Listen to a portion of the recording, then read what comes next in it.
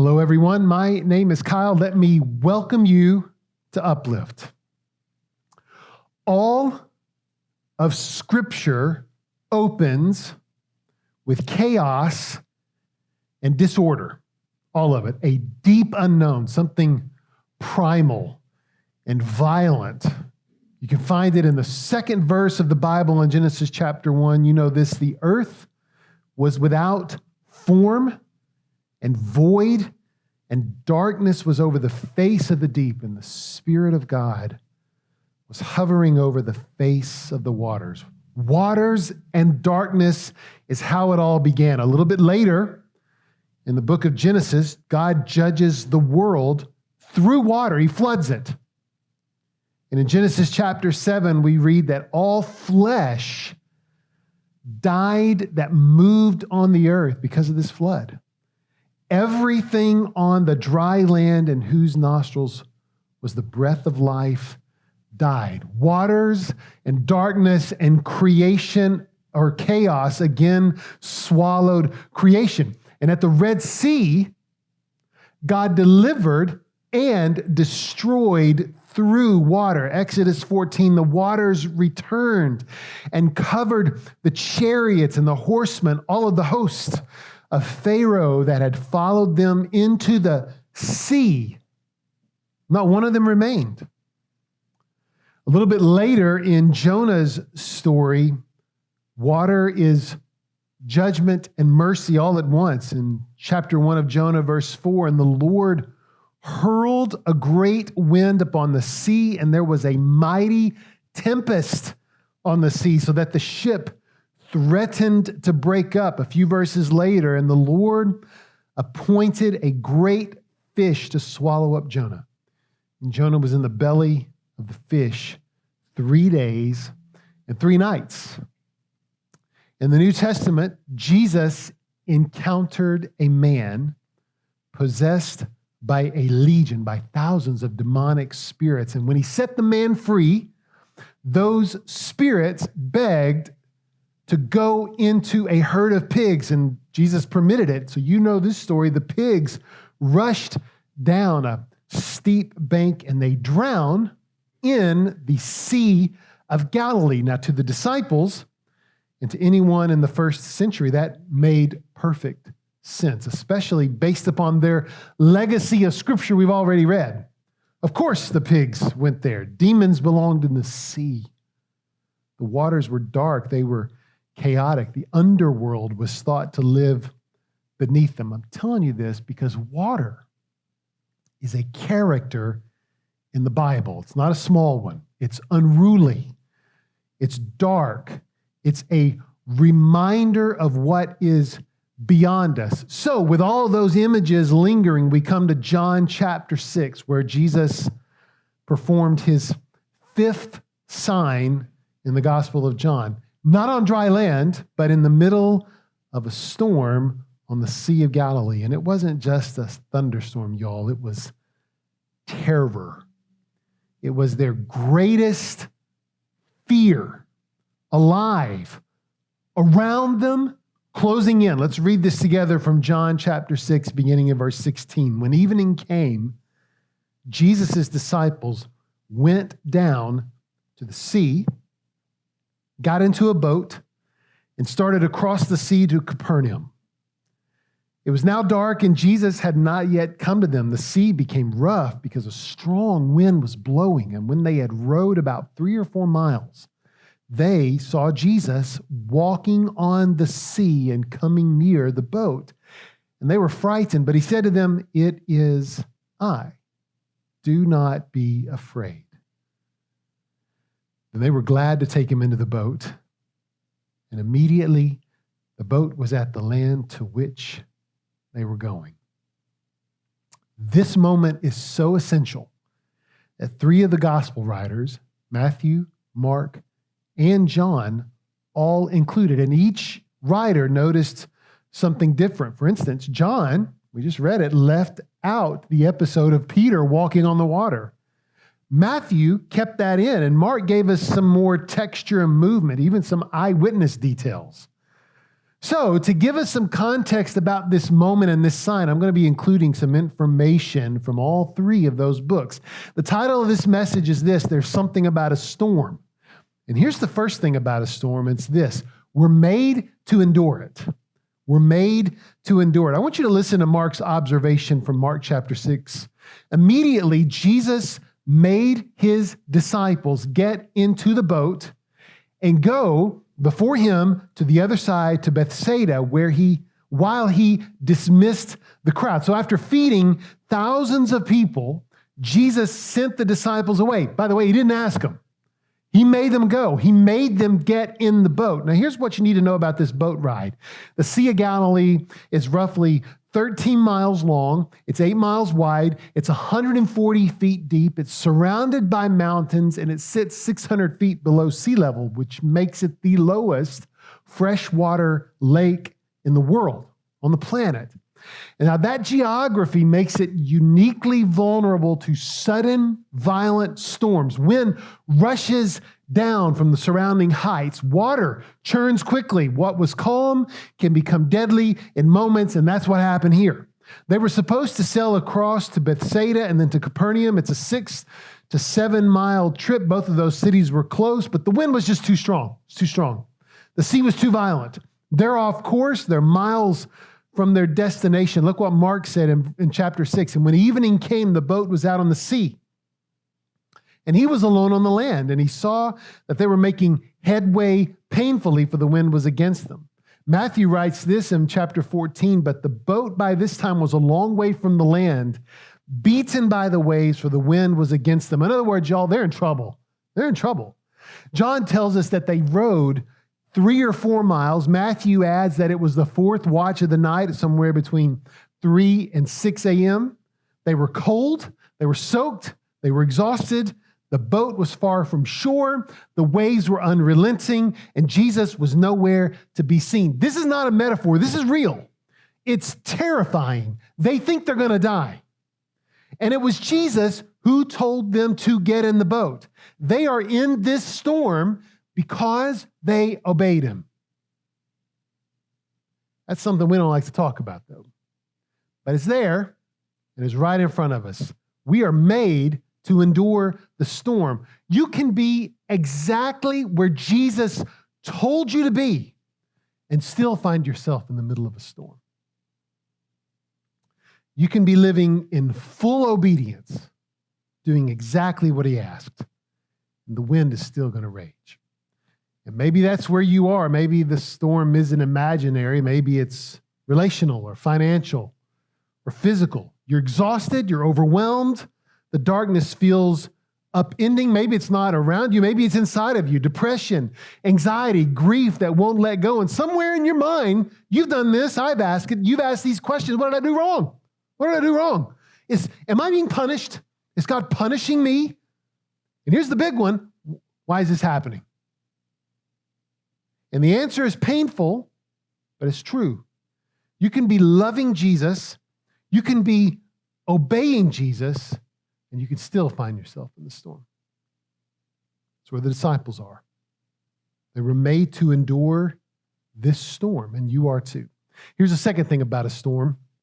We are prayed through them. We're prayed through them. Mark tells us that after feeding the thousands, Jesus dismissed this crowd. And while the disciples were straining at the oars, fighting the wind and the waves, this is what Jesus was doing from Mark chapter 6. And after he had taken leave of them, he went up on the mountain to pray.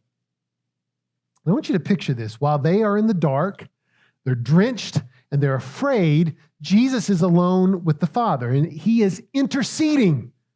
He knows what's about to happen. He knows the storm is coming, and still Jesus sends them into it. Why? Well, this is why. Because he's already praying them through it. You see this again in the life of Peter on the night Jesus is betrayed. Jesus looked at Peter and said this from Luke 22, Simon, Satan demanded to have you that he may sift you as wheat. But I have prayed for you that your faith may not fail. That is the confidence we cling to in the storm.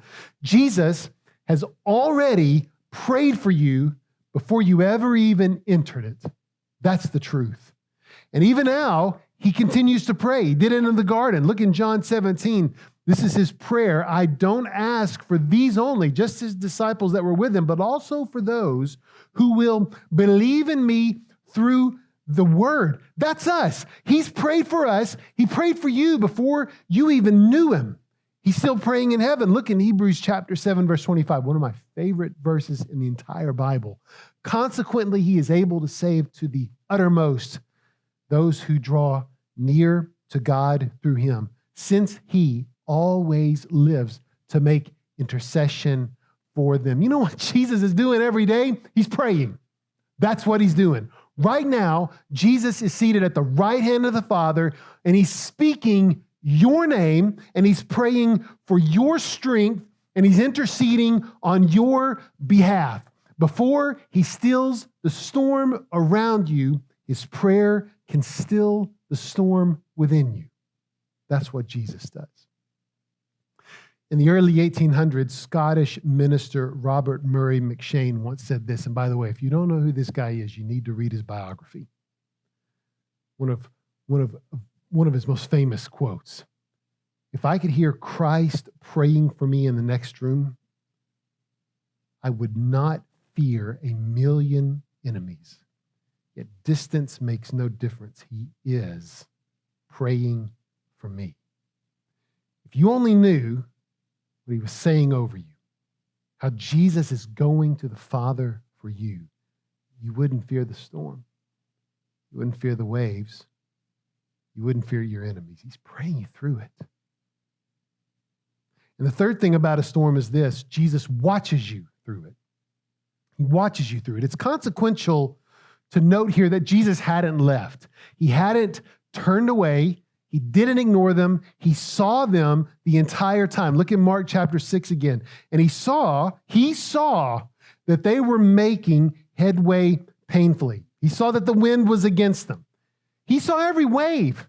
He saw every strained pull of the oar. He saw their exhaustion and he saw their fear. You might not be able to see Jesus, but you are never outside the sight of Jesus. He never lost them in the dark. He never took his eyes off of them. So if Jesus was praying for them and he was watching them, then the disciples were in distress, but they were not in danger. They were not in danger. They felt like it, but they weren't. They were under the watchful care of the King. And so are you. You may be in distress, but you're not in danger. Not if he has his eyes on you. Not if he's still on the mountain, still praying, still watching. And that's what brings us to the fourth thing about the storm. We're going to spend some time here. Jesus joins us in them. He joins us in these storms. Back to John 6, when they had rowed about 3 or 4 miles, they saw Jesus walking on the sea and coming near the boat, and they were frightened. They were frightened. Why are they frightened? Well, Matthew tells us in Matthew 14, but when the disciples saw him walking on the sea, they were terrified, and they said, "It's a ghost." And they cried out in fear. They were scared because they didn't recognize him. And why not? Well, because they were already afraid of the sea. Now they were afraid of the figure on the sea. They thought it was a ghost, a spirit, maybe even something demonic. That's what they believed lived beneath those waters. They weren't just terrified by the waves. They were terrified by what they thought was coming from the waves. And here's a detail I love, this quiet, strange phrase that Mark kind of slips in Mark 6. And about the 4th watch of the night, Jesus came to them walking on the sea. And look at this phrase. He meant to pass by them. And you're kind of scratching your head. What are you talking about? Jesus meant to pass by them? I mean, he saw them struggling, came toward them, but he was going to pass them? That doesn't make sense unless it does. Because what if it's not a joke? What if it's not indifference? What if it's a sign? What if it's a sign? Well, that phrase, pass by them, has echoes. It is language borrowed straight from the Old Testament. In fact, Moses once made a bold request of God. You remember this in Exodus 33. Moses said to God, please show me your glory. I want to see it. And this is how God responded from Exodus 33. I'll make all my goodness pass before you and will proclaim before you my name, the Lord. And I'll be gracious to whom I'll be gracious. I'll show mercy on whom I'll show mercy. But he said, you cannot see my face, for man shall not see me and live. And the Lord said, behold, there is a place by me where you shall stand on the rock. And while my glory passes by, I'll put you in a cleft of that rock. And I'll cover you with my hand until I've passed by. Then I'll take away my hand, and you'll see my back, but my face shall not be seen. Moses wanted to see the fullness of God, and God in his mercy said, you can't handle that. You can't handle that. But I'll pass by. I'll give you a glimpse. Now here's Jesus walking on the sea. The disciples are terrified, and Mark wrote that he meant to pass by them. This isn't Jesus ignoring them. This is Jesus revealing himself to them. He's doing only what God can do. He wants to show them his glory. That's what he wants to do. The same glory that passed by Moses on the mountain now walked on the sea, hidden in human form. Jesus is not just their rabbi. He's not just a miracle worker. He is the I am. That's who he is. And he's showing them right in the middle of the storm, this is who I really am. And the disciples, they didn't yet believe, not fully. They'd seen the power. They'd seen flashes of holiness, but what they hadn't seen was Jesus, not truly, not in the full light of his being. They thought maybe he was a prophet, a good man, a gifted man, someone who had the favor of heaven, maybe. So Jesus, in divine patience, said without saying, if you didn't catch this in the last sign, I'm going to turn up the volume now. Let me open the heavens just a little more. Let me pass by you. And in doing so, reveal that I'm the same one Moses saw in the cleft of the rock, whose glory made his face shine like the sun. The disciples thought Jesus was like them. But here, walking on water, he shows them that he is most certainly not. He is wholly different. He's holy, period. He's not merely adjacent to the divine. He is divine. He's the one who told the sun to burn. He's the one who told the moon to pull at the tides, the stars to sing in silence. He walks on what should swallow us. And in doing so, he reveals himself. We should not be surprised that this is hard for the human mind to grasp. In fact, Job, in his own storm, once reached for language that only brushed the edge of God's reality. And he said this, who alone stretched out the heavens and trampled the waves of the sea. This is what he thought of as God. Jesus tramples the waves. He walks where we sink. He moves in the places we dread. And he is not undone. Job actually continued in chapter 9, who does great things beyond searching out and marvelous things beyond number. Behold, he passes by me, and I see him not. He moves on, but I don't perceive him. And there it is. He could pass by and we wouldn't even know it. Not because he's absent, but because he's other, infinitely beyond. Our eyes are too dim and our minds are too small. His majesty eludes our categories. And that's precisely why when the disciples saw Jesus walking on the water, they didn't say, there's a teacher. They said, no, that's a ghost. It was the best they could come up with. That's what happens when you encounter glory without a grid. And yet Jesus didn't pass by them. He meant to.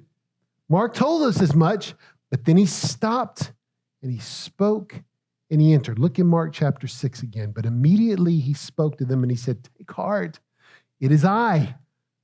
Do not be afraid. And he got into the boat with them and the wind ceased. And they were utterly astounded. He could have walked on, but that would have been just. He's holy.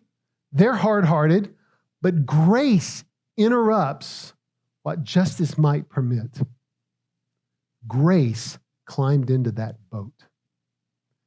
And that's the gospel in miniature, right? In the old covenant, God passed by, but in the new covenant, God climbs in. In the old, he shields us from his glory. In the new, he saves us by his grace, and he brings us into that glory. In the old days, if God passed by, it could undo you. Now, because of Jesus, it can restore you. The glory that once kept us at a distance now draws us near. Why? Why? It's because he got in the boat. Because the wind and the waves, they know his name. Because grace and glory are not enemies in Jesus. They are companions. And that brings us back to Moses. When Moses begged to see the glory of God, what did God say? Look again, Exodus 33. I'll make all my goodness pass before you and will proclaim before you my name, the Lord. That name, the Lord, is the word Yahweh. That's not a title. That's God's self-given name. It's personal. It's near. And that name first disclosed in Exodus chapter 3 when Moses asked for God's identity. It was this. God said to Moses, I am who I am. And he said, say this to the people of Israel. I am has sent me to you. I am. It's the very ground of being. It's the one who is because he is. Now listen, centuries later, when the Hebrew scriptures were translated into the Greek language, it was in a book called the Septuagint. And that phrase, I am, was rendered in the Greek as two words, ego eimi. Ego eimi. And when Jesus climbed into that boat and spoke, he didn't just say, it's me. He said, take heart, ego eimi. I am. Do not be afraid. He said the unsayable. They weren't allowed to say that word. He said it. He echoed the voice from the bush. He revealed that the God who once passed by in fire and cloud now passes by on water, and he stays. And then it clicks, right? Not immediately, but eventually, after the storm, after the stillness, when they felt the full weight of what just happened, the disciples said it in Matthew 14, and those in the boat worshiped him. And they said, truly, you are the Son of God. They didn't come to that conclusion while the bread was warm in their hands or while the fish was fresh on their tongues. They didn't come to that conclusion during the feast, but they came to that conclusion during the fear. Not in the plenty, but in the panic, in the storm. It was in crisis that they came to know Christ. There is a moment in the storm when the wind stops mattering and the water stops churning. Not because, though, they've changed, but because something greater has stepped into the boat. And you know, suddenly, that it's not about the sea. It's not about the storm. It's about the one who sees you on it. In fact, John adds a curious detail to the ending of this story. And in chapter 6 of John, verse 21, he wrote this, and they were glad to take him into the boat. And immediately, the boat was at the land to which they were going. You got to listen carefully. They had been straining. They had been working. They had been sweating. And they had been failing. Miles from shore, halfway through a journey, and exhausted.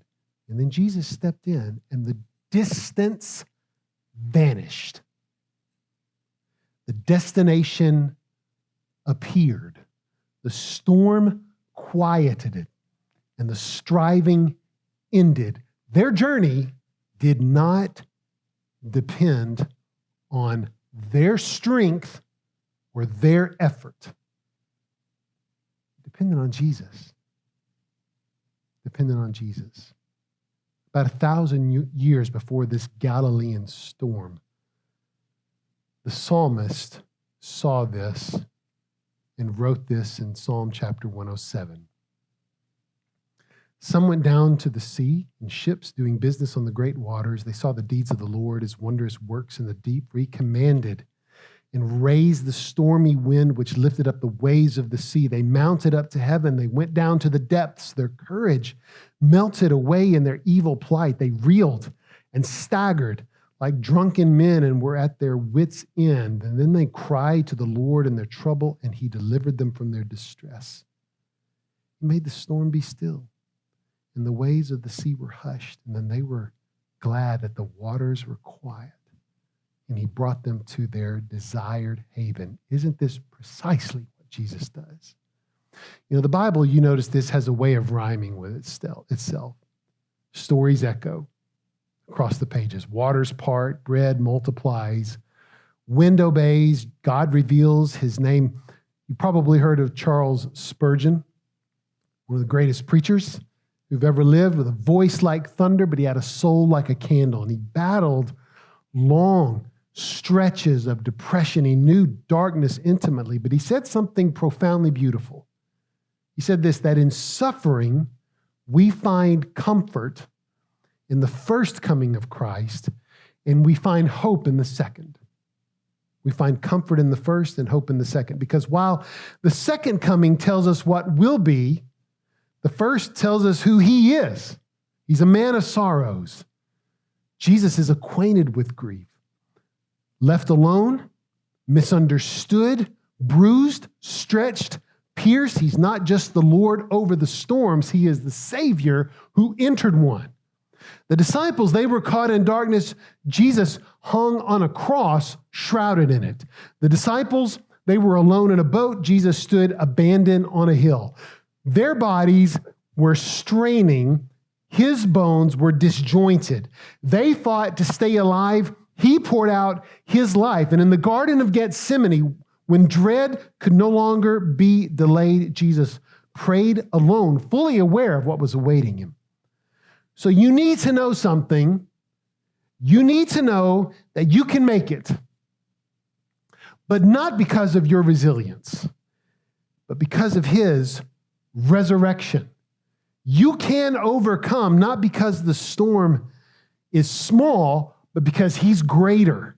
And the same Jesus who walked across water and climbed into that boat now lives in you. So if you're weary, listen again. Take heart. Ego eimi. I am. Do not be afraid. And amen.